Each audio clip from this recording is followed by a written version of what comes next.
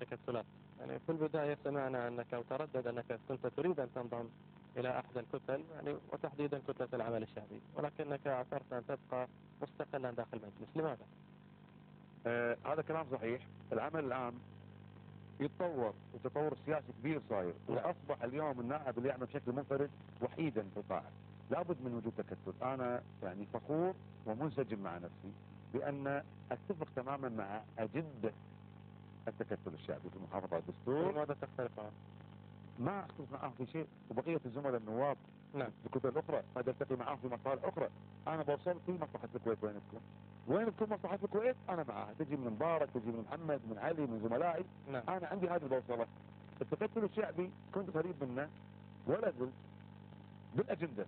نعم. تمام.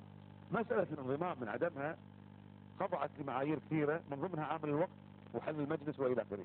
هذه حقيقة. نعم. أنا لا أريد أن أجاوب بشيء يعني ووقف بشيء آخر. نعم. هذا اللي حصل، عنصر الوقت وغيره. لكن بالنهاية أنا وأنت والآخرين في الأيام المقبلة راح يجبرون على نظام انتخابي جديد وفق التطور الاجتماعي اللي صار في الدولة. بالحديث عن أجندة العمل الشعبي، كتلة العمل الشعبي أو كانت تقول بأن رئيس الوزراء هو وزير إصلاحي، ولكنها في نفس الوقت يعني قدمت أو كانت تهدد الوزير سمو رئيس الوزراء بالاستجواب. أنا لست متحدثا باسمهم، بإمكانك أن تسألهم وهم يجيبوا. أنا لا أجيب. ولكن أنت تتفق مع الأجندة. الأجندة شنو هي؟ نعم. الأجندة مو مع الأشخاص. نعم. أنا أتكلم على الأجندة مع الأفكار. لكن هل تتفق مع هذا الطرح؟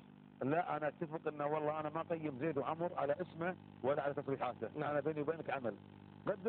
قدم عمل. لو أنت خصمي أشهد لك. ألا تجد أن الحكومة إصلاحية؟ ثم مصلحة الكويت. هل تجد أن الحكومة إصلاحية كانت أو لا رئيس الوزراء أبدا إصلاحي؟ مطلقا. هذا الآن لم يصدر من لساني هذا لم يصدر، ولكن هل تؤمن بأن مقولة العمل الشعبي بأن سمو رئيس مجلس الوزراء هو وزير إصلاحي؟ لا رئيس إصلاحي. أنا أريد أن أقول لك بأن أنا لم أقول إصلاحية. هذا رقم واحد. وأنا أصلا قلت هذه الحكومة هي حكومة محاصصة بين التيارات السياسية، وأنا أعتقد الكويت بحاجة إلى رجال دولة. نعم. غير متحزبين، لا زيد ولا العبيد ولا غيره، متحزبين مصلحة الكويت.